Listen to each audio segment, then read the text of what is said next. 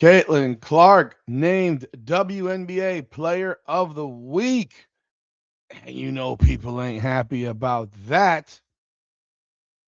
But what do you think is going to happen when someone's averaging 25, 7 and 4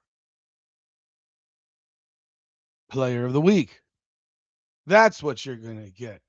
And we're here to talk about it. Welcome back, everyone, to another edition of Indiana Fever Unfiltered, powered by Come On Now, the podcast. I'm your host, Rudy Rodriguez Showmont. Hit the like button and subscribe to the channel. Ring the bell and leave your comments. I know some of y'all ain't happy with me because I've gone back and I've started to do some stuff I didn't want to do, but I did it, and it is what it is.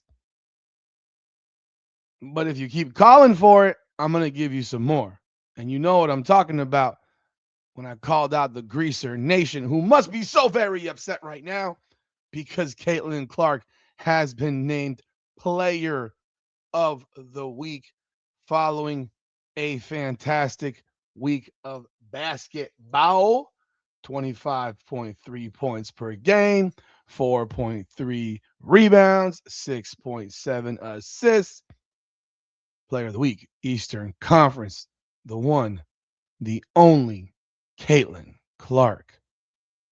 And this is even happening as the Indiana Fever are playing a boring, slow down, dreadful, almost unwatchable pace of basketball, folks. The Fever return to the court tonight against the Toronto Tempo at 7 p.m. The Tempo are coming off back-to-back losses against the Washington Mystics and a butt thumping by the Atlanta Dream. Caitlin is averaging 20.3 points per game, 7.8 assists, and 4.6 rebounds. Maybe her teammates can start making some damn layups.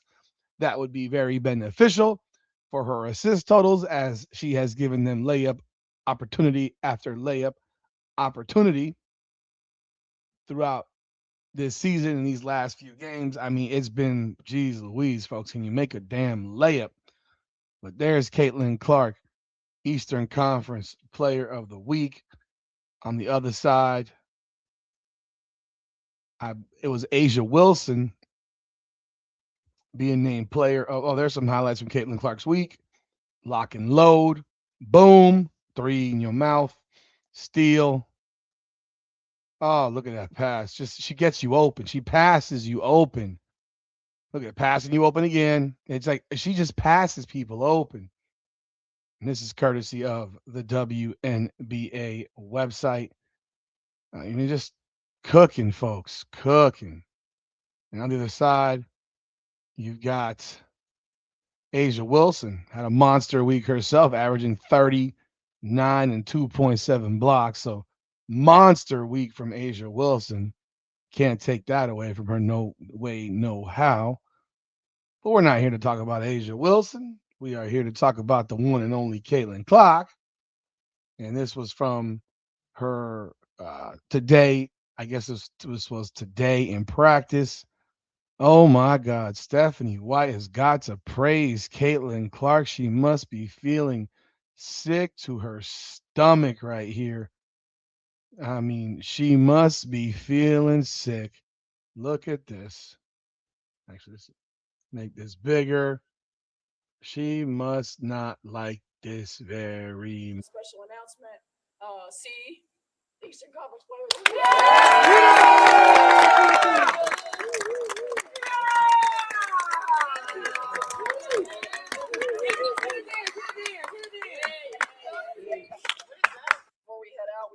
I don't know what all that is. I don't know what all that is. I'm old, I guess. I don't know.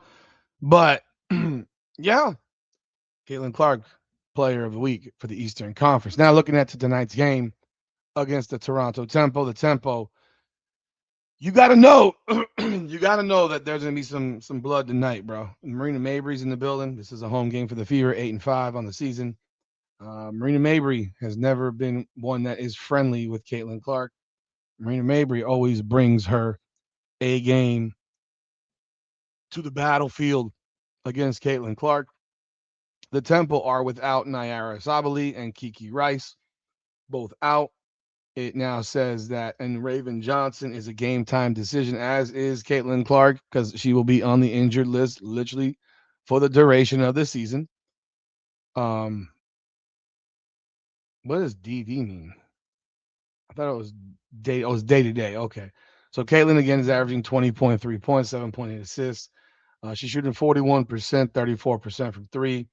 These numbers obviously need to creep up into the mid 40s. I'd like to see her shooting 45% and in the 37, 38% range from three. Against Connecticut, she had 25 points, five assists, three rebounds. She shot 58% from the field and 50% from three in that game. So that's how you get them numbers back up. Against Chicago, she was 32 points, seven rebounds, 10 assists. Um, 3-point shot wasn't falling, but she was 44% from the floor. And against the Mystics, she had 19, 3, and 5, and shot 44% and 40 from three. So, you know, we need to see more of the Connecticut style. That's the more exciting style for us as fans. We want to see them deep threes, but we need to see, you know, we want to see a complete game. We want to see those 10 assists and if her teammates could just make some damn layups, it would be very helpful. It's almost crazy that we're still having these conversations about not being able to make layups in professional basketball. But we are where we are. It is what it is. And unfortunately, this is be something that I think we're going to be dealing with for a very long time in this sport until they lower the rims to 9 feet.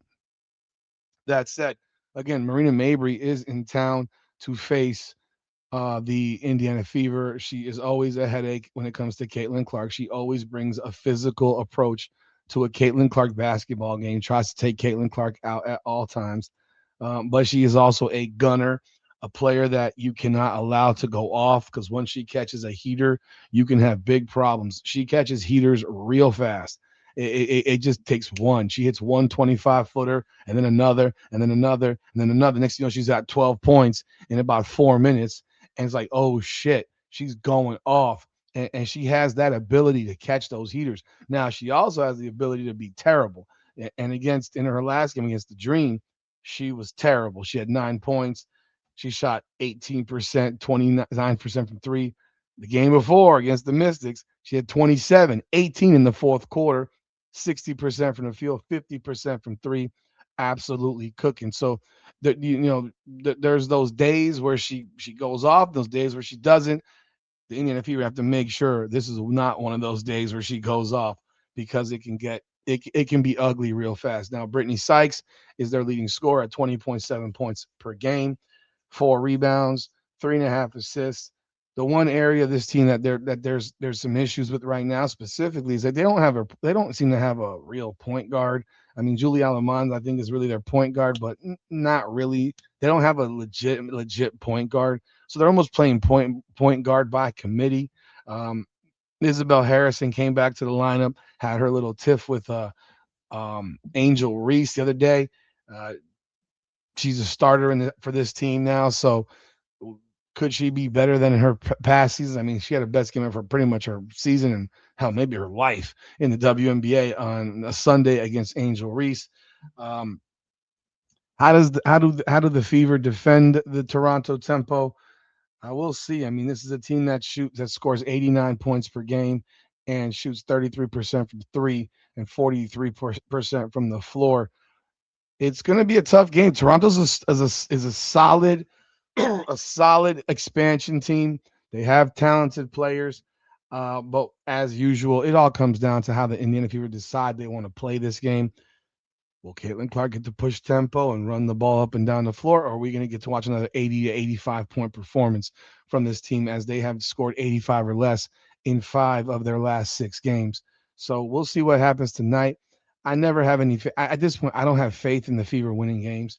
I just hope that Caitlin Clark wins and hope that Caitlin Clark plays well because of how they're operating at this point. I think it's always important for Caitlin Clark to start off strong. She's been playing more minutes in the first quarter. That's probably got something to do with why they're winning games because the more she plays, the more opportunity they have to win.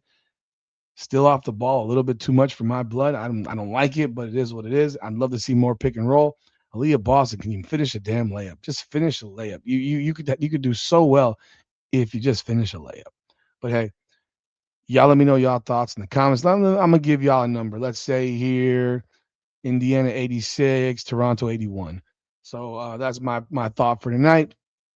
Y'all leave y'all thoughts and comments and in the chat. Hit the like, subscribe, and hype buttons. I appreciate y'all as always. This is Indiana Fever Unfiltered. Caitlin Clark, Player of the Week, powered by Come On Now, the podcast. Come on now.